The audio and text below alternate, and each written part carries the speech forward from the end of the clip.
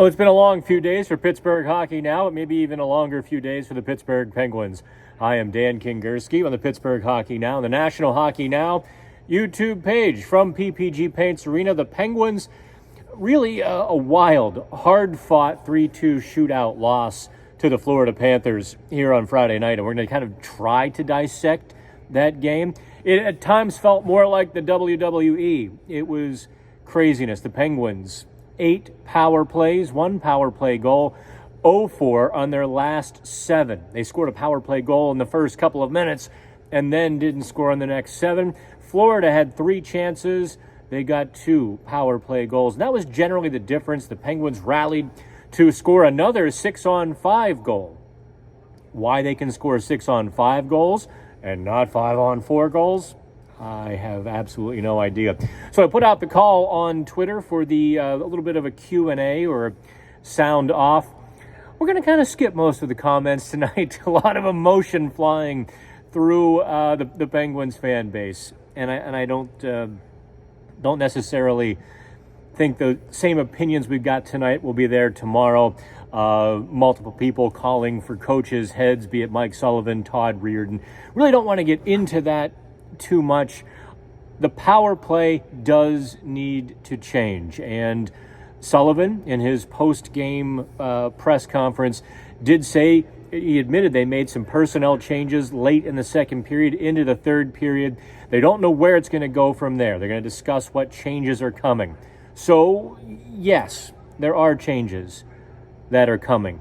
Structurally, I will say this much about the Penguins power play, and I'm usually loath to second guess X's and O's too much because I don't spend all day dissecting film of opponents and all of that sort of thing. I am a media guy, for all intents and purposes. Erik Karlsson has to be the number one guy and the dominant force on the power play, or you have to take him off of it. There's no in-between anymore with Karlsson, because if there's one puck, Karlsson and 4 other guys, and they're all trying to share it in this, whatever is happening, it doesn't work. However, Erik Karlsson, and I was reminded of this by the guys in Vegas. I had dinner with some of the Vegas media, and they were recounting how good Erik Karlsson used to be on the power play. He drove them insane with how good he was at the zone entries. He would fly up the ice, park himself at the top of the blue line, back the PK up, and the San Jose Sharks power play was at times dominant because of that. We haven't seen that in Pittsburgh. We've seen lateral passes, cross-ice passes, drop passes. It's Karlsson trying to participate in the Penguins' universe, in the Penguins' ethos, or whatever word I'm searching for.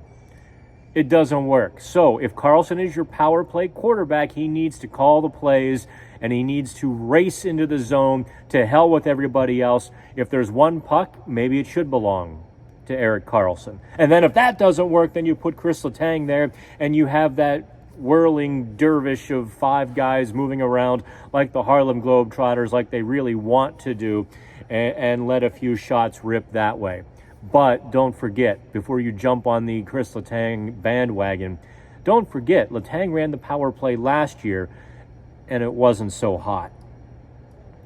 There's that. And I mean, we could probably spend an hour dissecting and going more into the power play, but I think that's boiled down to brass tacks.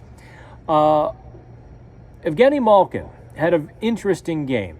He said he played center the whole game, never wing. Colin White took several face-offs, and Malkin said, yeah, just, on the strong side, he was better over there.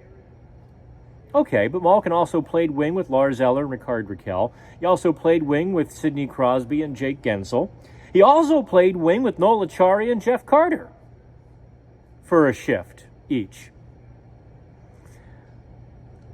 Maybe, just maybe, coaches are slow boiling that frog. Otherwise, the frog hops out of the pan. But maybe they just slowly introduce the wing to Evgeni Malkin. Before we know it, Malkin will in fact be a power forward. I really liked parts of his game at 5-on-5 on Friday night. Notice where you saw Evgeni Malkin playing at even strength, in front of the net. I mean, he's a big, strong guy, perhaps the Penguins' biggest, strongest forward. He was at the net. He was fighting for, space, tooth and nail. If you closed one eye, you might think it was number 72, not 71. I think that's a good thing for Evgeni Malkin. Father Time has taken a little bit of a step away from the big Russian. So, offset that with some old man strength. I think there's a game there to be had, and I think there's success there to be had. At 5-on-5, Erik Karlsson and Ryan Graves were interesting. Graves on the penalty kill made a couple of whopper mistakes, including one that led to the first Florida goal. A shot was in progress. Graves drifted into the slot away from the net front. Evan Rodriguez was uncontested to put a rebound past Alex Nedeljkovic. It was a bit inexplicable. And the pair at 5-on-5 later in the second period looked at each other as Florida iced the puck. Well, neither went back to get the puck, and Florida had a 2-on-0. Things like that. When I talked to Ryan Graves before the Arizona game, I talked to him, I think, the day before. And, we had a decent enough chat, and he said something I think maybe a little bit prophetic, but certainly insightful. You can have a good game for 15 minutes, but you make a couple of mistakes, and that becomes a bad game. By that sort of metric or measurement, Graves and Karlsson had a bad game because their mistakes were very much leading to big chances, puck possession, and pressure against the Penguins. And they didn't produce any offense.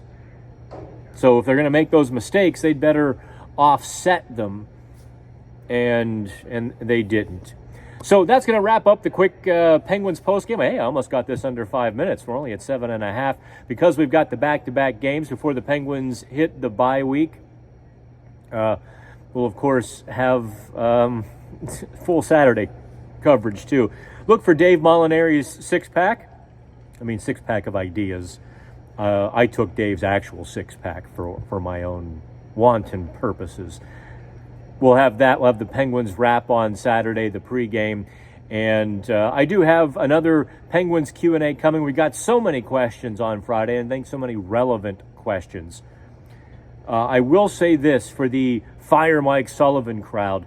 Look at the difference in the Penguins' style over the last month to 6 weeks. Look at the change. Look at the number of changes Sullivan is making to the Penguins lineup. Look at the things, the buttons he's pushing. Look at all of the changes that are going on. They're actually improving the Penguins. They are not the try to outskate them, play perimeter team anymore. And I think that speaks well of the coach, even if they just completely fall flat on their face after a little too much sunshine out in the desert. Okay, I'm Dan Kingerski. Do me a favor, like and subscribe to this here little channel and share it as able so that YouTube gives us money. We appreciate you. We'll talk tomorrow.